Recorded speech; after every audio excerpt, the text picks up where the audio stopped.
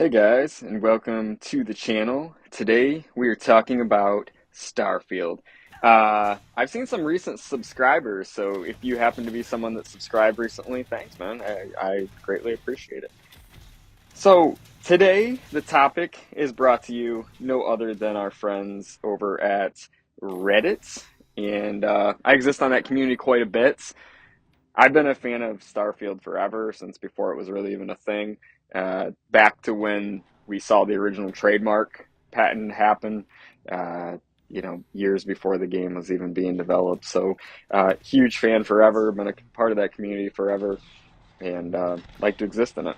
Topic of the day: do you believe it is reasonable to give Starfield a 10 out of 10 now that many members of our sub have finally finished the game?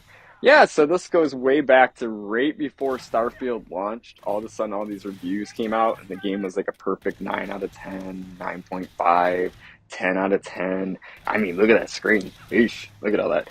Um, and then obviously, once the players got into the game, suddenly, like, it wasn't a 10 out of 10 anymore. And it was pretty widely criticized. So, in my opinion, and this is kind of interesting because for me, I had to like take a step back and think about it. If I'm gonna give Starfield a 10 out of 10, what does that mean versus the other games I've ever played? Um, Starfield has its flaws, but do other games have their flaws? Because and we'll get into the comments on a section in a second here, but I think that's like a big thing. Is like everyone's like, oh, it's too flawed to be a 10 out of 10. And for me, I guess there isn't a game that I've ever played that doesn't have its flaws. So like, let's go through a couple 10 out of 10s that people would say. Breath of the Wild. Breath of the Wild has a very abysmal, puzzling, repetitive system. Just kind of like maybe not as lame as Starfield's power system of getting those, like going through those orbs. I've never been a big fan of that part of the game. But Breath of the Wild is pretty bland and misses on a lot of what makes Zelda good. And I know that could be an unpopular opinion, but Breath of the Wild to me was like a 30 to 60 hour game and I'm out. I've played Starfield for over 700 hours now. So, Breath of the Wild would not be a 10 out of 10 for me. That'd be like a 6 out of 10 or 7 out of 10. Red Dead Redemption 2, another 10 out of 10 by the books. Uh, I don't know. I once again like a beautiful masterpiece of a game in certain ways, but on the flip side of it, like I thought that game was boring as hell. Like you had to ride your horse around for hours and hours. They actually had a mode where the horse would go into like autopilot, so you could just watch the thing galloping while you went and got a snack because it was so tedious and boring to get from one area to the other. Like this big beautiful map, which was just incredible, also just led to like some of the most boring, lame experience ever. So like I would not give that a 10 out of 10 either, even though in a lot of ways that was a phenomenal game. Red Dead Redemption for me is like once again, I think I put 30, 60 hours in that game. Like, was it a good game? Of course. Was it a perfect game for me? No, I think it's got to be fun to be a perfect game, and I don't think Red Dead Redemption 2 was that fun. I think it was gorgeous, but it was nowhere near as fun as GTA. I mean, let's talk about GTA. GTA Rockstar game. Like Rockstar makes some of the most solid games. Period. Uh, GTA 5. That to me is pretty high up there. Like honestly, when I think about a game, I'm like, ah man. I mean, it had the story, it had the graphics, it had the gameplay. Like what in GTA 5? It was fun to play. I put probably 500 hours into it. I think GTA 5, may be like a 10 out of 10. That may be like the perfect game. Like honestly, like and then maybe if there's a 10 out of 10, that might be it. Uh, Cyberpunk, great game. Once again, though, like I put like 30, 60 hours and I thought it was a beautiful game. I thought it played well. It didn't keep me for hundreds of hours. So like once again, maybe like, you know, like an 8, a 7. I don't know. So that brings me to kind of my scale on Starfield now. So now that I've kind of established in my mind, just like, is there a 10 out of 10 game? Maybe, maybe not. I don't know. Even GTA 5, like, maybe. So is Starfield a 10 out of 10? It's flawed, but I've just kind of admitted every game is. So either I have to change my scale to where like certain things can meet 10 out of 10 without being absolutely perfect, or there is no 10 out of 10. There's no 10 out of 10 game. It's one or the other. So for me, on my scale of things, Starfield is about as high as I'd go. And it's kind of crazy, man. And like I purchased Starfield and I started playing it. I'm a huge Bethesda guy. I love Skyrim. I got 500 hours in that. Fallout 4, I got like 500 hours in that. 76, I have plenty of time in that. And I get Starfield. That's just my game. I just dig that game. I just dig that game type. I love the looter shooter type style uh, game, and I love the way Bethesda does it. The RPG elements of it, I just feel are hard to beat. And we could argue about that all day long too. People say that's not a great RPG. I'd love to have a better RPG. Like somebody find me a better role playing. By the way, that's what the RP stands for, a role playing game than a Bethesda game, where you can get into character as well as you can in that game. And don't tell me Red Dead. I don't think you would anyway, because that you're determined on the player you're going to be. At the end of the day. Don't tell me Zelda even. Zelda, you're a pre-built character. So it's pretty hard to role play a pre-built character. Until they add a character creator, it's not a proper RPG to me. So, you know,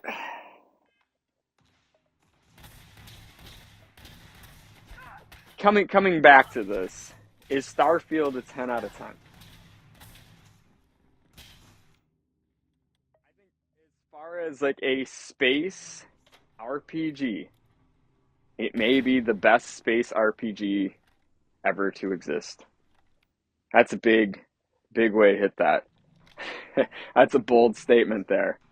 But as far as it goes, as far as space RPGs are concerned, Starfield, best space RPG ever built.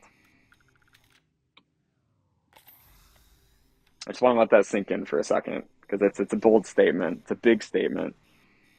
But here's the thing with Starfield. It was a slow burn for me, but I'm 700 some hours in Starfield. Now, I've actually played it more than Skyrim now. I've played it more than Fallout 4. I played it a shit ton more than I played Fallout 76. It may be my favorite Bethesda game ever. And it's kind of crazy. Like, because it didn't start out that way. Like, the first, like, 20, 30 hours, I was like, my wife even, like, when we got off the first night, she's like, how is it? You got to keep in mind, I've been waiting 3 to 5 years for this game. I knew about it back to the trademark. And I was kind of like, I don't know.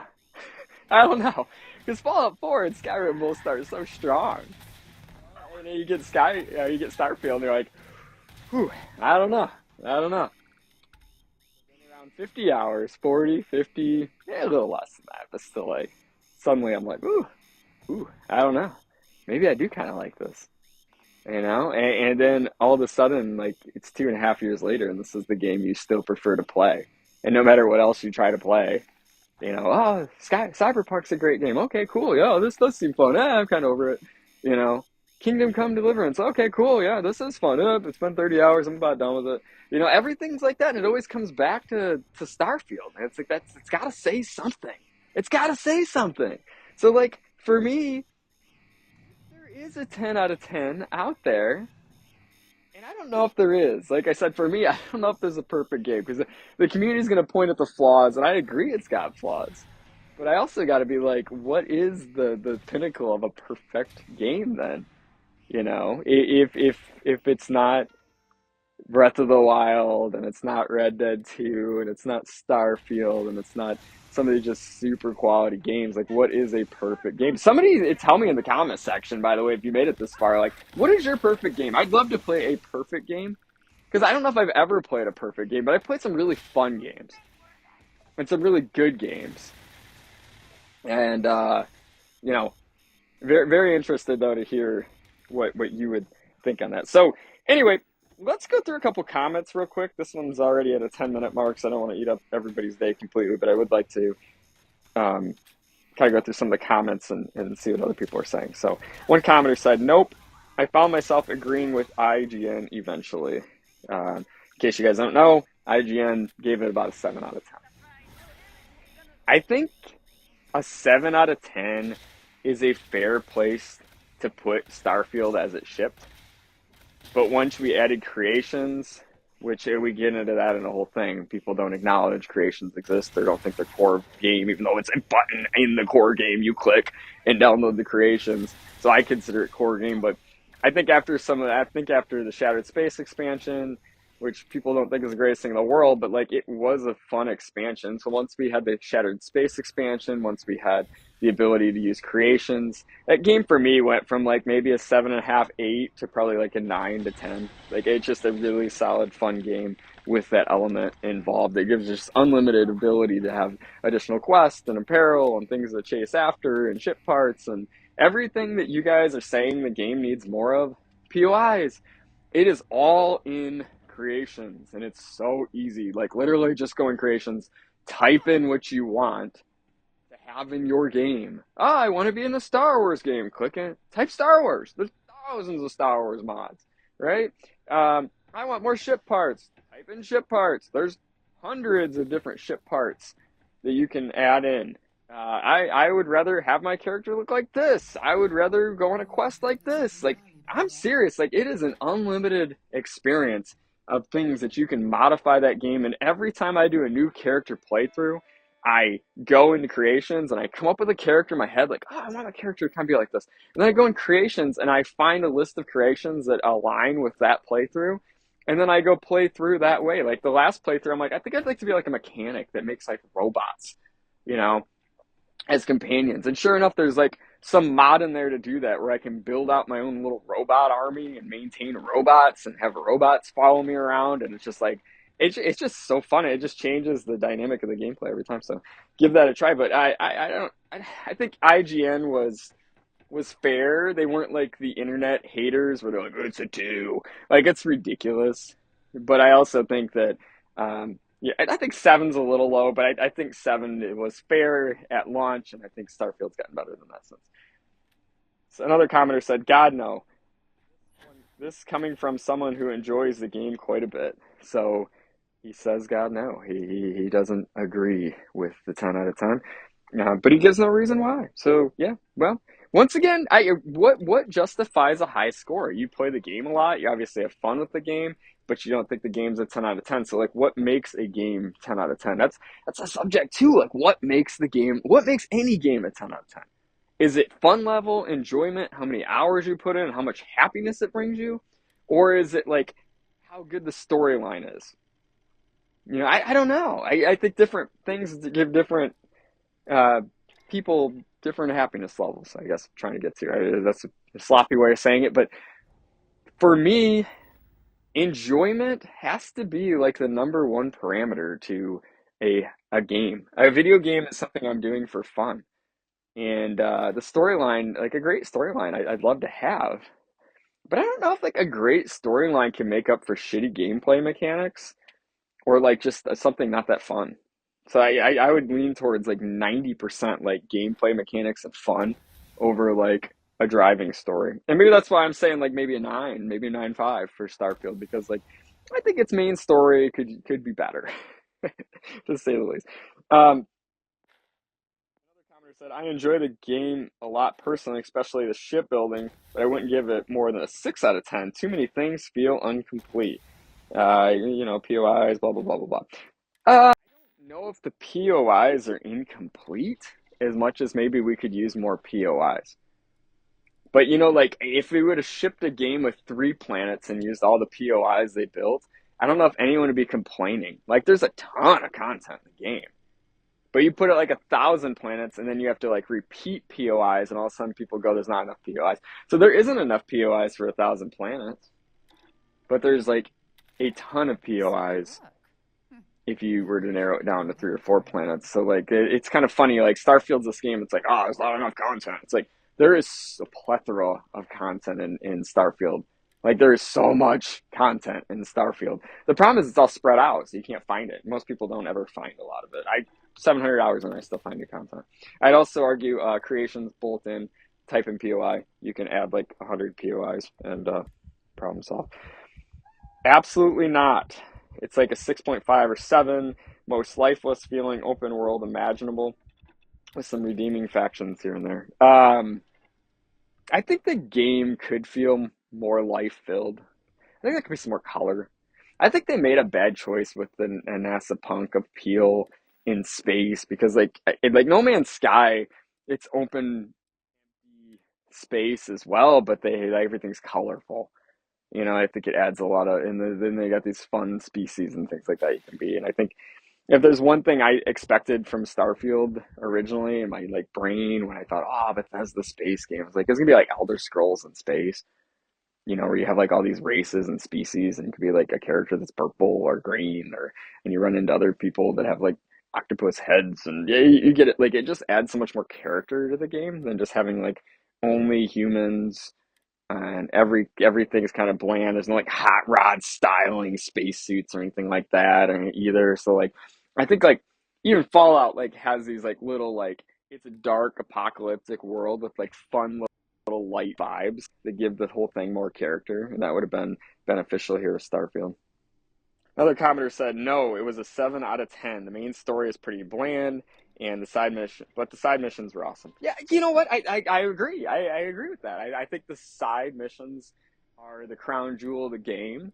Maybe I'll make a video sometime on like my favorite side missions because there's like a lot of side missions that are really, really fun in Starfield, and I think it'd be cool to kind of share those. But yeah, and main story is probably the worst part of Starfield. It would be generous to give it a 6 out of 10 at launch, or maybe a 6.5 with the major updates included. Oh, Jesus. The community is really beating this one up. I want to know, for real, like, I want to know what your 10 out of 10 is. And that makes, because for me, like, I'll go back to, like, this is a 9 to 9.5 to 10 out of 10 for me, because I've put so many hours and I had so much enjoyment and just go back to it over and over and over. I haven't had a game that's gripped me as much as Starfield since Fallout 4. Another commenter said, probably not. I think I'd give it an 8. Like, it seems like a lot of people here, and that was kind of true. I just picked the comments that are more interesting. For me, and maybe some reviewers, the combination of Bethesda's best gunplay, breadth of quest, and locations, and having a spaceship customization with complement dogfire all in one package is pretty amazing. I could see that put some people over the moon. But to say it's a 10 would mean that that combination is enough to make you ignore all the broken, pointless, and grindy perks, mediocre story, mediocre world building, blah, blah, blah. Yep, yeah, this is what I mean, though. This is exactly what I'm talking about, of what elements, how do you weight your scale on a 10 to 10? You're like, it has all these amazing things, it's super fun to play, but it also has some mediocre things. 6 out of 10, 8 out of 10, whatever. Like, I don't know. Like, it's like, so does Red Dead Redemption. Like I said, Red Dead Redemption or Cyberpunk have a lot of mediocre things too. 2,000 hours since launch and haven't finished the game yet. Haven't been anywhere through the Unity, and this is my all-time favorite game. I give it a 9 out of 10 because there's some things that could be improved, but a 10 out of 10 enjoyment. Yep, and this one, you know, maybe I just leave it here. This seems like a good place to leave it. 10 for enjoyment, 9 out of 10 for everything else. You know, I think that's fair. I think I 100% agree with this one. 9 out of 10 for like everything else, because it isn't perfect, but it's really good. And a 10 out of 10 for like how much time I've put into it, how much fun I've had. I smile on my face every time I play this game. So I'm gonna agree with that comment. And you know, honestly, I think I'm gonna wrap it up there. I think it's a good place to call it for the day. If you made it this far in the video, you definitely didn't have to, but thank you. Consider liking, consider subscribing. We make Starfield content here and other games like Starfield probably eventually. Really into Dune Awakening right now, so maybe I'll make some stuff on that at some point. And then The Outer Worlds 2 comes out here in a few weeks, and I'm going to be all over that. So appreciate you guys tuning in. Let me know your thoughts in the comment section, and talk to you.